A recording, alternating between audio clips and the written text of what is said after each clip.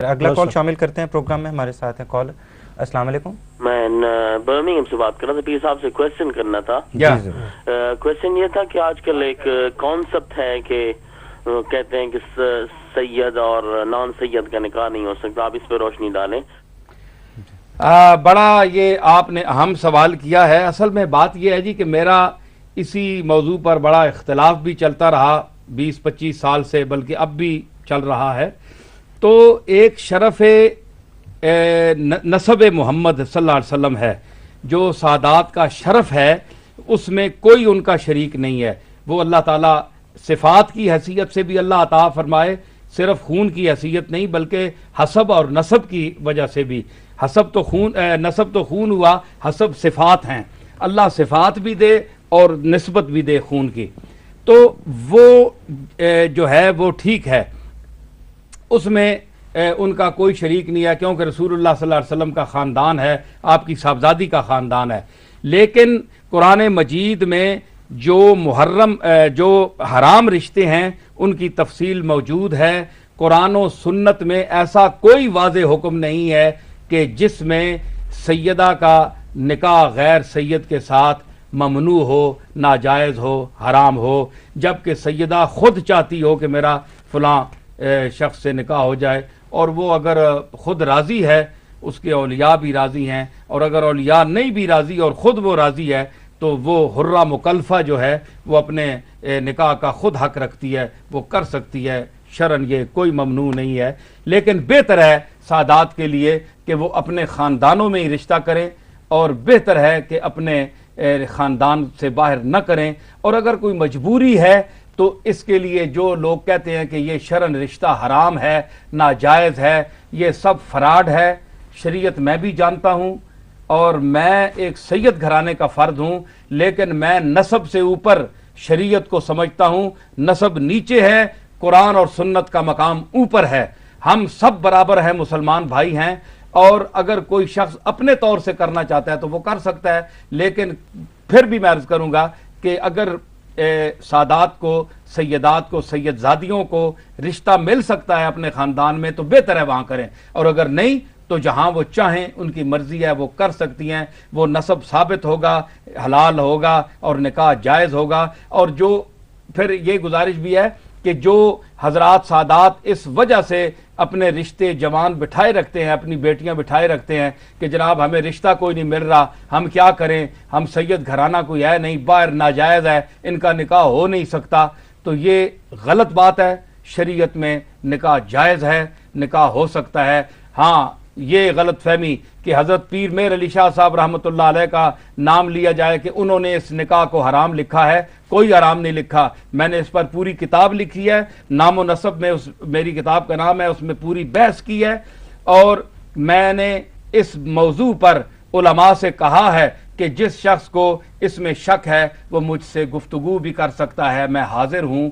T V پر کر سکتا ہے، ویسے بیٹھ کے کر سکتا ہے، جس کو اختلاف ہے وہ کر سکتا ہے. اور اپنی جگہ بیٹھ کر اعتراض کرنے کا اور پھونک اور غصہ چڑھانے کا فائدہ کوئی نہیں ہے.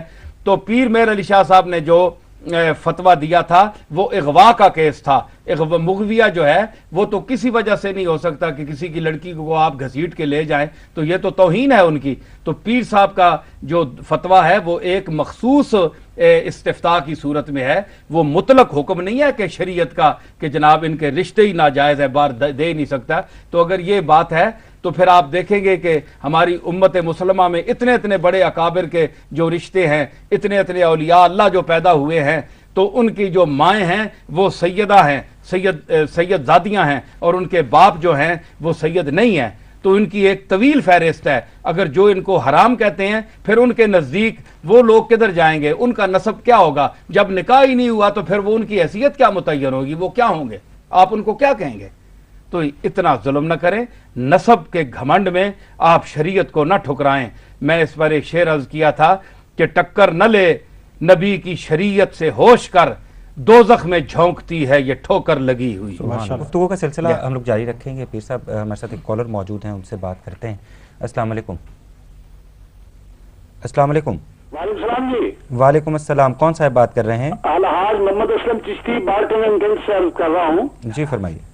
میں قبلہ حضور پیر نشین ملت سے بات کرنا چاہتا ہوں. جا جی حضور عرض یہ ہے، میری نہیں ہے، یہ من جبلہ احباب بیٹھے ہیں جس میں علماء بھی ہیں، دنیا دار بھی ہیں، حفاظ بھی ہیں، قرآن بھی ہیں.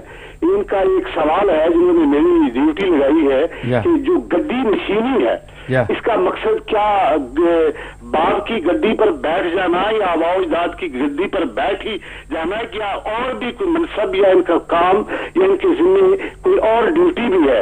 جیسا کہ ایک پیر ہے وہ اپنی باپ کی گدی پہ بیٹھ جاتا ہے، وہ چلا جاتا ہے دنیا سے، دوسرا بیٹھ جاتا ہے، حالانکہ وہ اس چیز کا اہل نہیں ہوتا. لیکن اس میں بھی جو ہے ترامیم یا تبدیلی جو ہے وہ ضروری ہے. دوسرا یہ ہے کہ یہاں یو کے میں اکثر دیکھا گیا ہے کہ یہاں پہ اتنے ماشاءاللہ اللہ کا بڑا کرم ہے کہ علماء ہیں، مشائخ ہیں، جن کا کوئی شناختی کارڈ ہی نہیں ہے، جن کا پیچھے کوئی جی اچھا کال کٹ گئی. چشتی صاحب نے بڑا اہم سوال کیا ہے، شکریہ.